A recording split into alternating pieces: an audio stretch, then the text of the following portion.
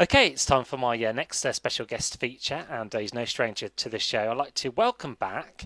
It's great to hear your voice again, Ian Donaldson. Welcome.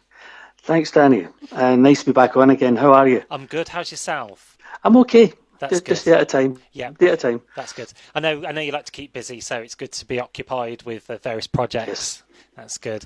And we're So just saying before we were coming on 3 months since we last talked. It doesn't feel like 3 months, does it? it doesn't at all. As we were talking about, it's like time is slowed down or Mm, speeded up. I'm not sure which one it is on any given day, but it does feel different. I'm actually looking out the window. I live in a tenement in Glasgow. And I'm looking out and I can feel the kind of it's quite palpable the kind of the pressure in the air out there. I mm. think that everybody's feeling it one way or another. Yeah, I don't think the weather wants to make its mind up. No, no, it's not. But spring's on the way. Yeah, We've always got to kind of like hope for the best, haven't yeah. we? Yes, they always say there's always light at the end of the tunnel. Okay, And and you just nevertheless, hope. The thing is, Danny, you just hope that that light at the end of the tunnel isn't an oncoming train. That's the yeah, difference, yeah, yeah. you know. People don't think about that, do they? Anyway, we're here to talk about what you've been up to. Yeah, I know you celebrated your birthday recently. How was that? it was unusual. I'm not a big party goer. I'm not really kind of showbiz, if you like. But so just my wife and my daughter, and we had a great time. We had a takeaway meal. We had some drinks, loads of cake, and then we watched Dark Shadows. Oh, The movie with uh, Johnny Depp. yeah, He plays a vampire, 200-year-old vampire. It was a strange day, but it kind of seemed to make sense. So yeah, that's me 62 now. Can't yeah. believe it. Oh, very pleasant though. And am I right? Your birthday's just before Burns Night. That's very fitting. It's it is before the great poet. Oh, That's that's good. absolutely right. He's the 25th. Yeah, Okay, and now last time we spoke, obviously you were promoting and launching Mirrorball, and you got onto the Heritage Charts, top 20. And how was it? The yes. It went whole, up to. yeah, sorry, how was the whole experience and the reaction from the public? Do you know it was brilliant because it got to number 17, and Mm, you're in, Mirabel's in there with Paul McCartney and Bruce Springsteen and Tapau and all sorts of people, and for it to get that far up the chart, it was a dream come true. It was like the old days when we used to listen when we were making records. You would actually find out on Tuesday afternoon where it was called the midweek figure, and you'd have a good idea about whether your record was going to go up or go down because the record company had got some sort of idea from sales, but. Sunday night, as usual, um, like sitting there like a teenager again, yeah, wondering where your record is or where your David Bowie record is or yeah, Mott the Hoople, whoever you liked. yeah. It's fantastic. That's Lovely. great. And you got to number 17. I was actually listening. Actually, had my fingers crossed for you. You know, Thank you. but yeah, 17 is good. Good number as well. 70 is It is. quite a lucky number. And Well, it's funny you says that because that's what Starman got to number 17 and Love Me Do, the first yeah, Beatles record, got to 17 and Dream to Sleep got to 17 as well. great. And since my last interview, I had a comment from a lady called Annabelle. She says you were the first ever pop star she ever saw in concert with Kachagugu, and she just likes to say she really likes what you do and your music. Ah, Annabelle, if you're listening, that was a long time ago now, but the memories are still there for me as well. I'm really pleased you enjoyed it. I hope you're doing well. Great. And that's one thing people can't take away the memories. No, That's great. no. And in my last interview, people can listen to my previous interview where Danny Sun interviews in Donson. I didn't really touch on your kind of solo career. Am I right that you did have released a cover version in 1987 called "The Sun Ain't Gonna Shine Anymore"? I did. That's right. The Walker Brothers Yeah. song. That's correct. Yeah, yeah, I did. The sun ain't gonna shine anymore. The moon ain't gonna rise in the sky. The tears around is blotting your eyes when you're without love. Yeah. That did okay. It didn't do top 40, Mm. but it got loads of radio play, and I got a lovely note. The guy that produced and recorded the final H20 single Blue Diamond. He's a guy that really worked with Scott Walker from about 87 till his death. And he let Scott Walker hear my version of The Sun Ain't Gonna Shine Anymore, and actually sent me a little note saying, "Hi Ian, digging your version, cool stuff, Ian, Scott," and which I've always kept. Yeah. Which I thought, that's to me that was because he's one of my heroes as well. Yeah. So that was a nice thing. But yeah, it was a strange time. We thought try something different. Didn't quite do it. Record label decided to move on, and that was it. Yeah, I mean, it's coming up to a year now since Scott passed away, March the 22nd. Yes. And the song as well in question, it kind of suits your voice. You kind of got a baritone voice. Yeah.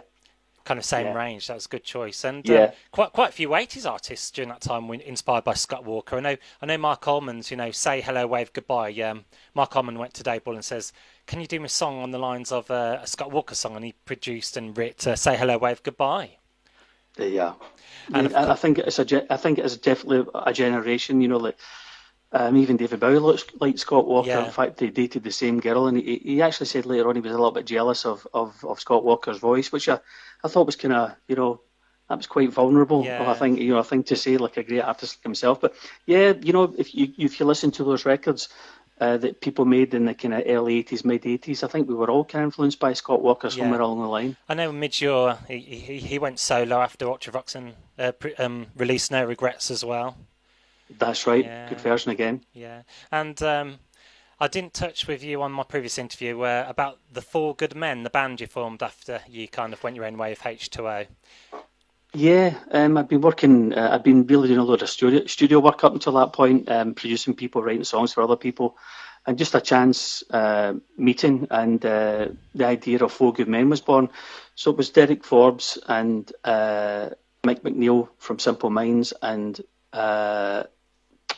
was it the Big Country, the band member? From Big Country guitarist, yes, Bruce Watson, Big Country, and we had Robbie Williams, drummer as well, and we did all the hits, and we did a couple of H2O songs. We did some Big Country songs and some Simple Minds songs as well.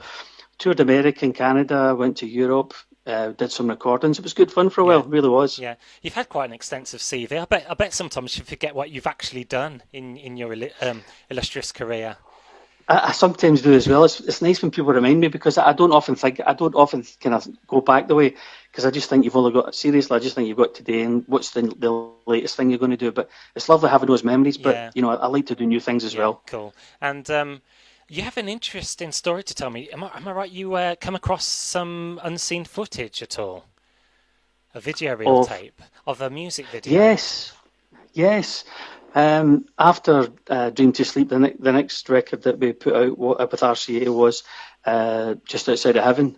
So they decided to make a kind of spend a lot of money and make a really decent video. So we went to Shepperton Studios for the day, and it was a 23-hour day. I remember we just kind of worked constantly, and it was only shown a couple of times on TV, and then it was never seen again.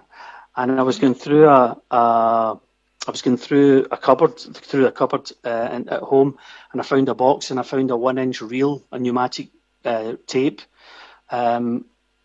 but nobody had it. I rang around, and nobody had the machine that played on. It was a specific machine that you needed, and they stopped making them at the late 80s. So eventually I found a place called Stanley's in London, and I sent it down to them, and they digitised it and sent me it back again.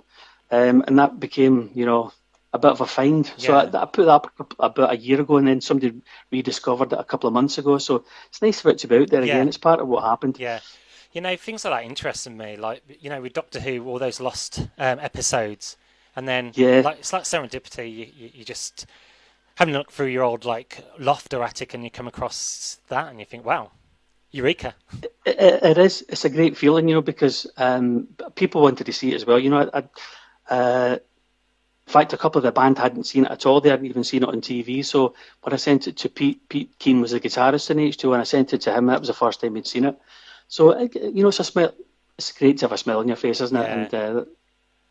And of course, on to present day now. You have a a new upcoming release called How Beauty Sounds. What does the song Yes. reflect? I know in the video you got nature and the great outdoors.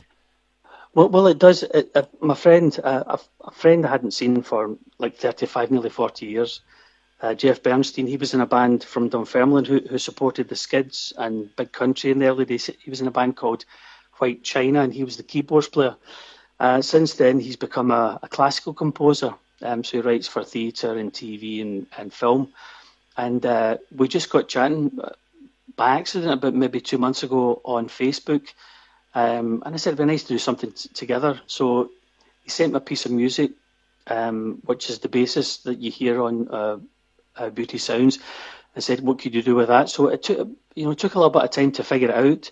But it's such a beautiful track that I thought I needed to come up with something that kind of that kind of complemented that. And I thought, overall, this is how beauty sounds. It was it's kind of play on words, I suppose, as well. But I just wanted to make something, and so did Jeff, something that just was kind of really powerfully beautiful. And every time I listened to it, and when I was working on it, I just kept on thinking I was Judy Garland.